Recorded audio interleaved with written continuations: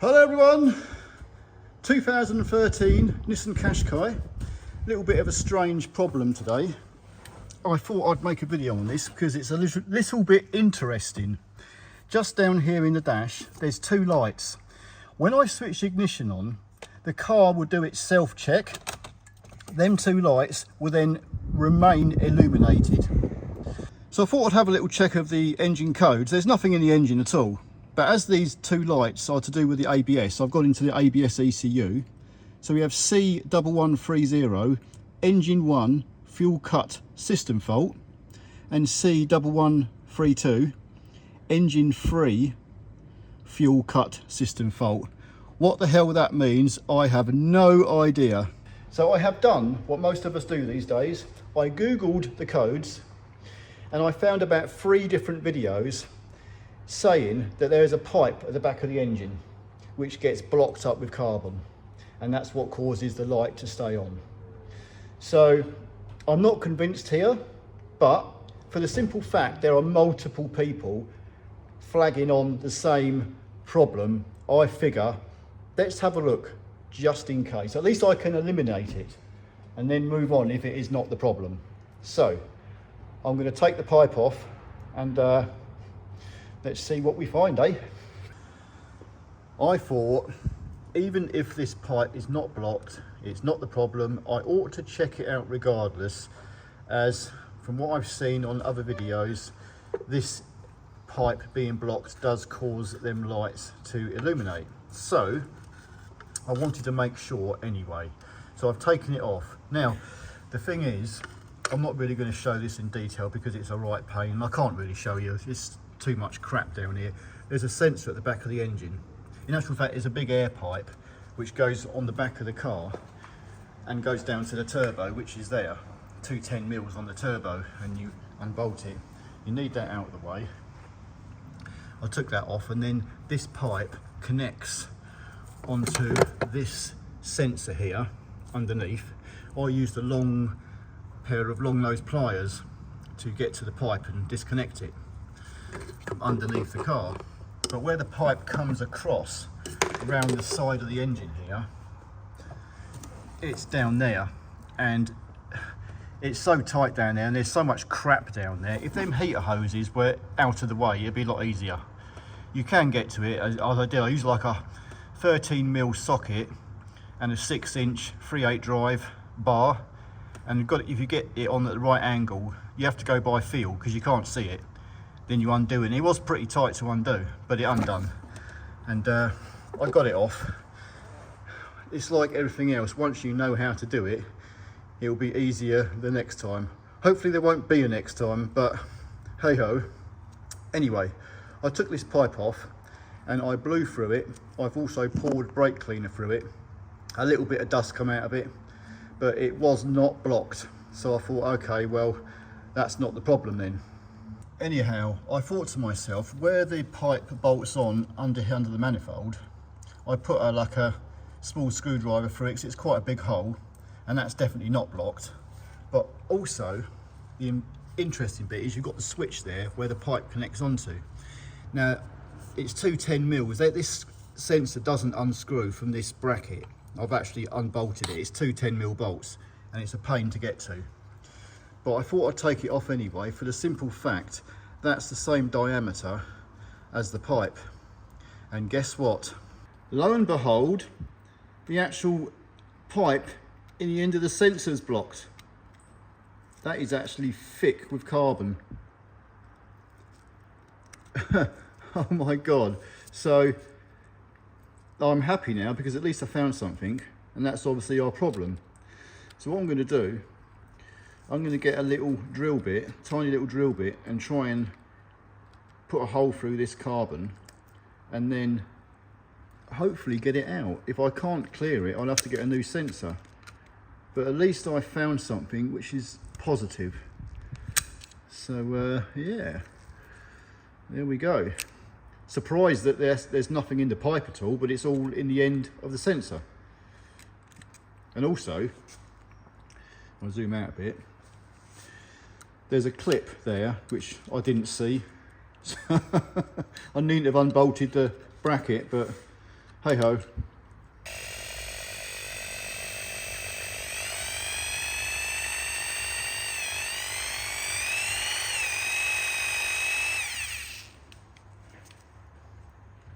That's definitely got some carbon in it.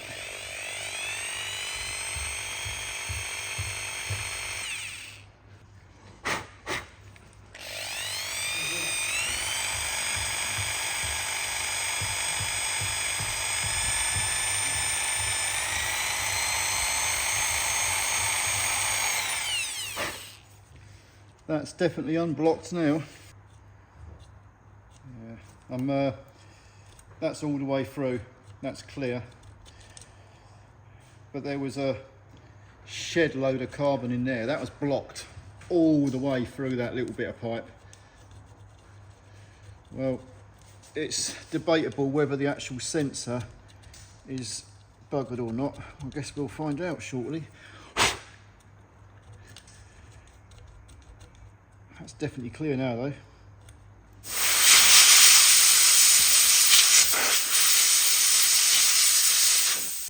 Well, I shall now put this back together and see what happens. So first things first is to fit this pipe back onto the manifold area with this banjo bolt. I have cleared this out, that's totally clear anyway. But yeah, this is going to be the annoying part, but it come off, it's going to have to go back on. After a bit of struggling and the state of my glove, my hand feels like it's been through the goddamn mincer. You literally have to get that pipe there, kind of like in the right position, so that you get the bolt, banjo bolt at the right angle where my ratchet is down there and bar, and then you can, once you're on, you have to pretty much use your fingers to screw the bolt in by feel while holding that pipe at the right angle as well. It's a right flipping horrible bloody job, but it's on, it's screwed in, and all I've got to do now is tighten it up. So that's the worst part over. The rest of it is like plain sailing. And I did have to unbolt, like there's a solenoid assembly here, 2 little 10mm. I unbolted all that to get it out of the way as well, just to give myself a bit more room to get down there. Finally back on. Connect the old wiring plug up. Now all that's left is to fit our turbo hose back on. Yep, I can honestly say this is not a job I would like to do again. My hands are like, you know, when you've been scratched and scraped that many times trying to shove your hand in a position where it's not supposed to go. That's the kind of feeling here. Anyhow, that was a bit tight to push on. Still, that's it. We are all back together. So, moment of truth. This is always the tense bit. Has it cured it? Now bear in mind, I've not cleared the fault codes from the ECU yet. They were permanently there. If I was to have cleared them fault codes and then switch ignition back on, the fault would still be there again. It was a permanent fault. I couldn't get rid of it no matter what I tried to do. But bear in mind that when I switch ignition on, the lights would come on, they would quickly flash, and then they would stay on. So now, here we go. Ignition on. They're off. Oh my God. Oh my God, I've found something on the internet that's actually fixed my problem. I'm going to start the engine now. I am absolutely friggin' amazed. The little triangle, because it's because the bonnet's open and then the door and all that. But yeah, I am absolutely astounded. It's fixed. Woohoo! Well, there you go. So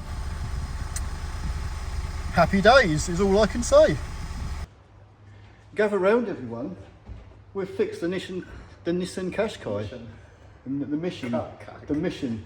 No, I'm not cutting the video. I'm not going to cut it. Oh, if I stumble my words, that's just shit happens. Look at this. Look at this. This is the youth of today. oh, my day. They need a ton of caffeine to climb the walls every day. I can't drink that shit.